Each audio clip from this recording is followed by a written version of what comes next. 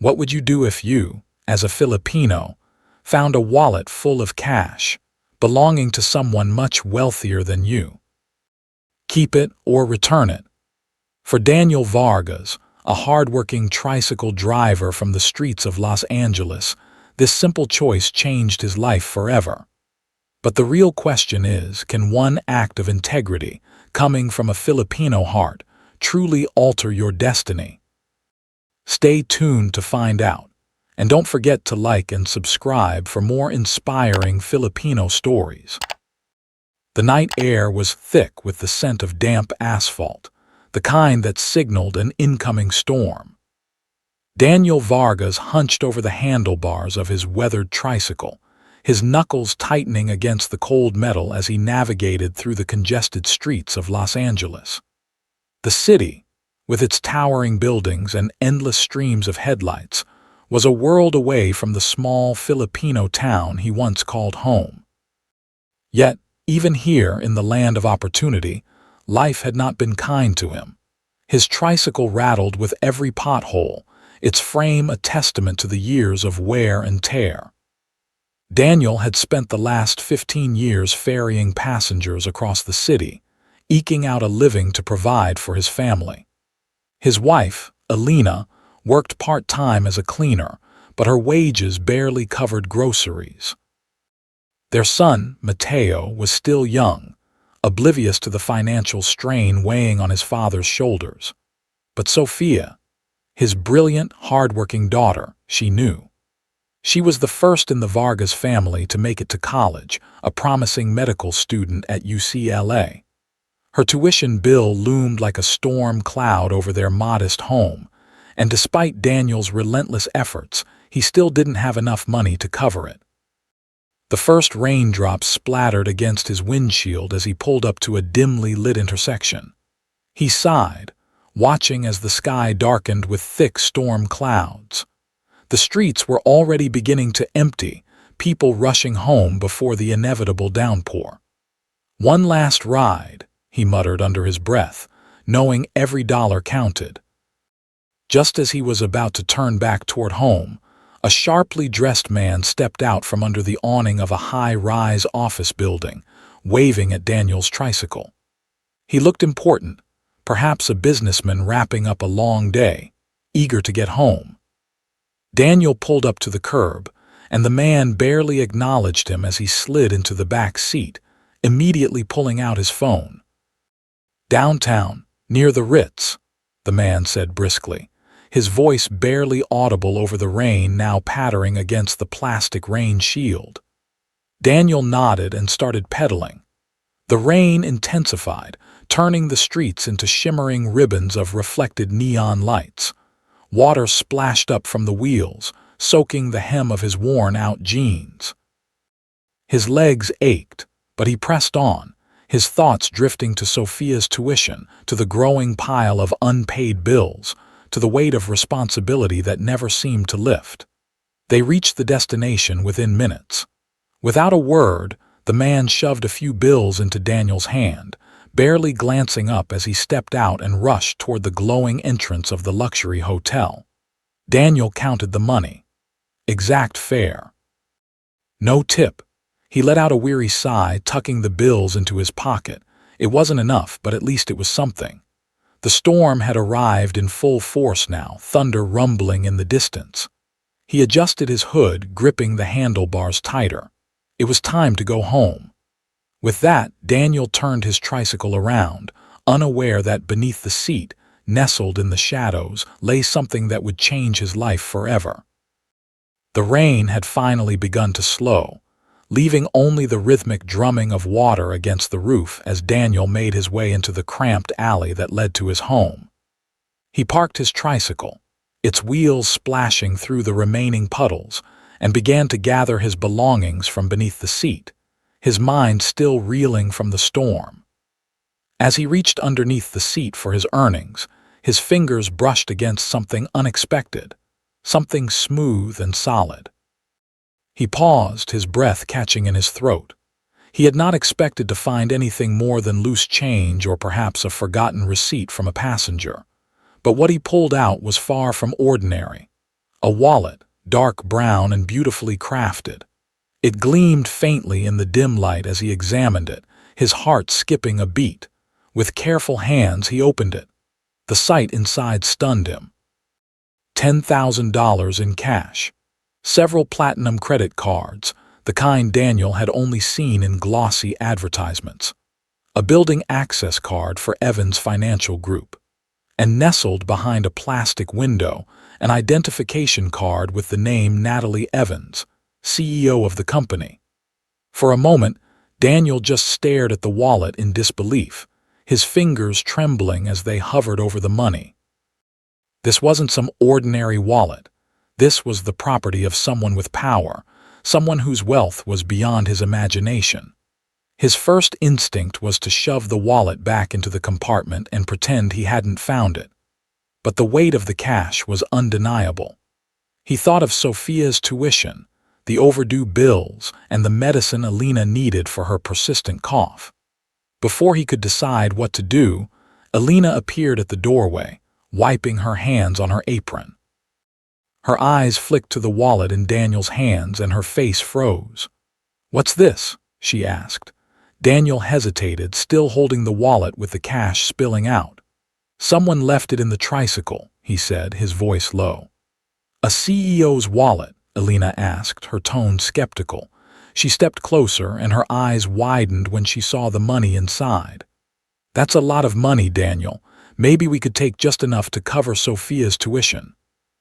You know how hard she's worked." Daniel's mind raced. The temptation to solve all their financial struggles with just a portion of the money was overwhelming. He could make everything easier. He could provide for his family without fear of the looming bills or Sophia's educational future. As he stood there, Matteo wandered into the room, his small face lit with curiosity. "Are we rich now, Dad?" he asked, his wide eyes filled with innocent wonder. Daniel felt his heart tighten. His son's question echoed in his mind like a clarion call. This was the moment where his moral compass would be tested. He looked at the money again, and for a fleeting moment, he could see a future where everything was easier, where his family had everything they wanted. But then, a memory surfaced, his father's voice from when he was a child. "Even when no one sees, someone still sees." With a deep breath, Daniel closed the wallet slowly, his fingers brushing against the smooth leather. The weight of the decision hit him harder than any storm could. He knew what he had to do. "No," he said firmly. "It's not ours." Alina didn't argue. She simply nodded, her eyes understanding. Together they turned toward their modest home, and Daniel knew that returning the wallet was the only way to keep his integrity intact, no matter the consequences. The morning after his decision, Daniel woke with a strange heaviness in his chest. The quiet of the early hours felt different, charged with the weight of the choice he'd made. He looked over at Alina, still sound asleep, her soft breathing steady and calm. Matteo lay beside her, curled under their thin blanket. The room was filled with the peaceful sounds of his family, unaware of the journey he was about to take. Daniel knew he couldn't wait any longer. The wallet wasn't his, and he would return it. There was no turning back. He dressed in his best clothes, a faded blue button-down shirt and a pair of dark slacks, the ones he usually wore to church. They weren't much, but they were the best he had. His clothes felt stiff, unfamiliar against his skin, a reminder that he wasn't just going to the corner store. He was heading into a world he had never known, a world of sleek offices, polished floors, and high-powered executives. Before leaving, Daniel kissed Alina's forehead and whispered goodbye, telling her he'd be back soon. He didn't mention the wallet. She would ask questions, and he didn't want her to worry. Not yet. Instead of taking his tricycle, the only vehicle he owned and relied on, Daniel made the decision to walk. He had calculated the cost of using his tricycle to get to the financial district, and it was money he simply didn't have. He chose to walk, not just for the savings but as a gesture of sacrifice. Every step he took, Every mile covered was a reminder of what he was willing to give up for the sake of doing what was right. The walk was long. The sun was still low in the sky, casting a golden glow over the city. Daniel passed through the chaotic streets of his neighborhood, watching as the city slowly came to life around him. He moved through the narrow streets with ease, though the distance was wearing on him. His legs began to ache, and his thoughts kept drifting back to the wallet. What would he find when he arrived? Would anyone even believe that a tricycle driver had the honesty to return it? As he walked, he passed bustling cafes and office buildings. The sharp contrast between his worn clothes and the clean-cut professionals all around him was not lost on him. This was their world, and he was merely a passerby in it. Yet something in him pushed him forward, toward that building, the glass and steel of Evans Financial Group, a place that represented everything he and his family had never had. Finally, after what felt like an eternity, he arrived. The towering structure loomed before him, its reflective glass windows catching the sunlight, shining like a beacon. He paused for a moment, taking in the building before walking toward the entrance. At the security desk, the guard looked him up and down. There was no warmth in his gaze, just the trained suspicion that Daniel had seen in so many others. "Can I help you?" the guard asked flatly. Daniel cleared his throat. "I need to return something to Miss Natalie Evans. I found her wallet last night. It's hers." The guard didn't even blink. "I'm sorry, sir, but you can't enter without an appointment. You'll have to leave." Daniel tried to explain again, but the guard wasn't interested. He gestured toward the reception desk, signaling Daniel to hand over the wallet there. His gut twisted.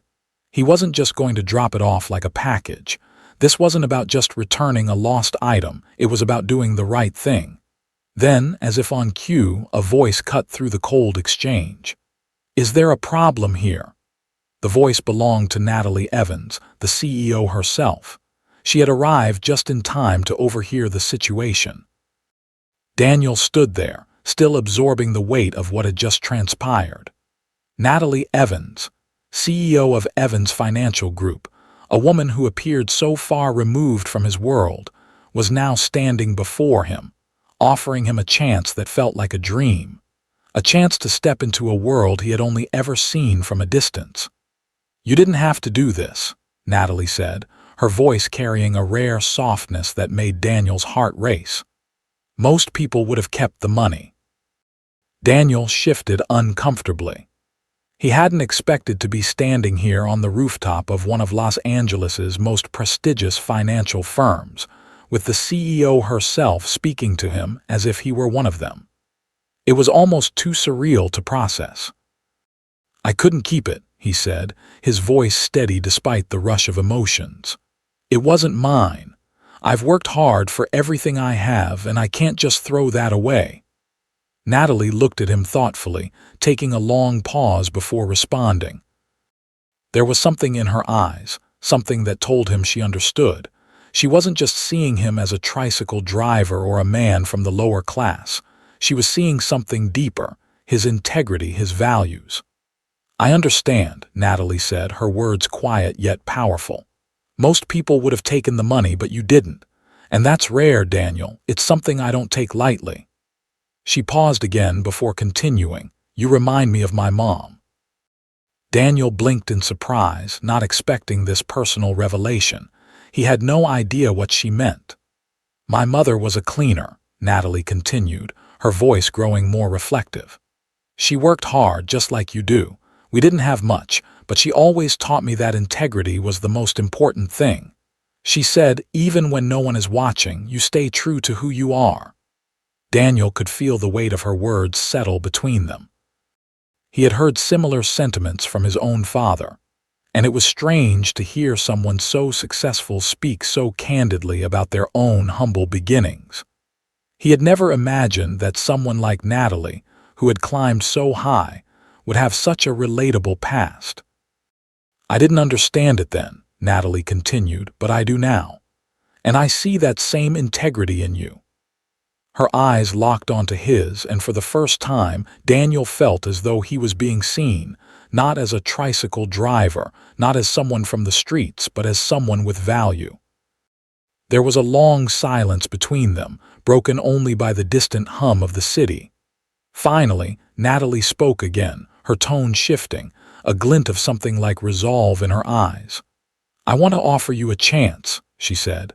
"A 6-month trial in our accounting department. I believe you have what it takes, Daniel. You've got the right mindset, and I can teach you the rest." Daniel's heart skipped a beat. This wasn't just a job offer, it was a lifeline, a chance to change everything for him and his family. But doubt crept into his mind. "I don't know if I'm cut out for that," he said, his voice hesitant. "I've never worked in an office before. I don't even know where to start." Natalie smiled, her expression softening. "You'll learn, the work can be taught, but integrity, that's something you either have or you don't." She stepped closer, placing a hand on his shoulder. "I believe in you, Daniel. This is your chance." Daniel looked out over the city, his mind spinning. The weight of the decision pressed on him. Could he leave his life behind and take this leap into the unknown? But deep down, he knew, this was the opportunity he had been waiting for. With a deep breath, he nodded. "I'll take it," he said, his voice firm now. "I won't let you down." Natalie's smile widened, and in that moment, Daniel knew that his life was about to change forever. The first few weeks at Evans Financial Group were more difficult than Daniel had anticipated. The fast-paced environment, new technology, and complex financial jargon made him feel like an outsider. He had spent his life working as a tricycle driver, calculating fares in his head, but now he was surrounded by advanced software and sophisticated financial systems. At first, Daniel struggled with the computer programs. He had never used accounting software before and found it overwhelming. The spreadsheets and graphs seemed like a foreign language. His fingers fumbled on the keyboard as he tried to navigate the unfamiliar systems. His colleagues, most of them much younger and faster than he was, seemed to handle the work with ease. Daniel could feel the judgment in their glances, their whispers when he made mistakes. He felt out of place, wondering if he belonged in a world where people expected perfection and speed. But Daniel didn't give up. Every night after the others left, he stayed late in the office, teaching himself the software. He reviewed the manuals, practiced with the programs, and worked on getting better. It was slow progress, but he was determined.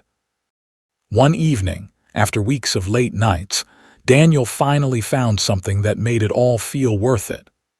While reviewing some financial documents, he noticed a small discrepancy, a mistake in how certain expenses were classified. It was a minor error, but it could have caused bigger problems down the line. He double-checked, made sure it wasn't a mistake on his part, and then brought it to Natalie Evans.